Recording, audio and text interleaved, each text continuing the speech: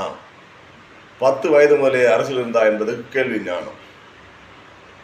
உன் வரலாறு அப்படித்தான் சொல்லுகிறது. நீ எடுத்து எம்பிய அத்தனை விடயங்களும் அதைத்தான் பகர்கின்றன. அப்படி பகர்ந்த நீ இதோ எங்களை விட்டு மறந்தாய்.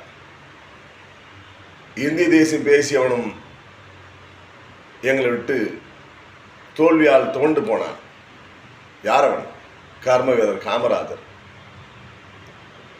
இதே பொதுவுடைமை பேசி தமிழை கொஞ்சம் அள்ளி பருகியவன் ஜீவானந்தம். அவனும் இப்படித்தான் மருகி போனான். கடைசி காலத்தில் தமிழகம் வெட்கி போகும் அளவு அவன் வாழை முடித்து கொண்டான். இதோ உன்னையும் வாரி அடைக்க வேண்டிய தமிழக மக்கள் விட்டுவிட்டார்கள். ஆம், தோல்வி பெற விட்டுவிட்டார்கள்.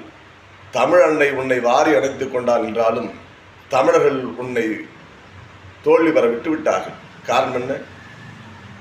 பொதுவுடைமை சித்தாந்தத்தில் நீ வையம் வாழ வேண்டும் என்று நினைத்தாய். பொதுவுடைமை சித்தாந்தத்தில் நீ வையம் வாழ வேண்டும் நினைத்தாய்.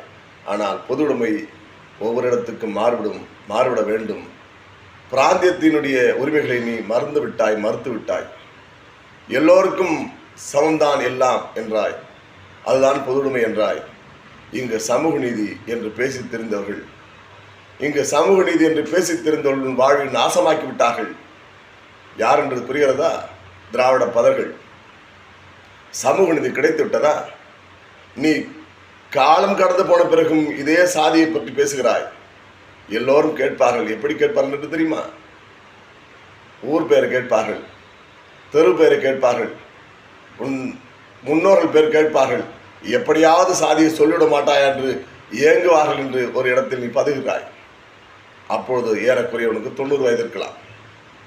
ஏறக்குறைய 90 வயது மதிக்கத்தக்க நீ அந்த சமூக நீதி காப்பாற்றப்பட்ட இடத்திலே, அந்த காப்பாற்றப்பட்ட மண்ணில் என்று பேசுகிறாய்.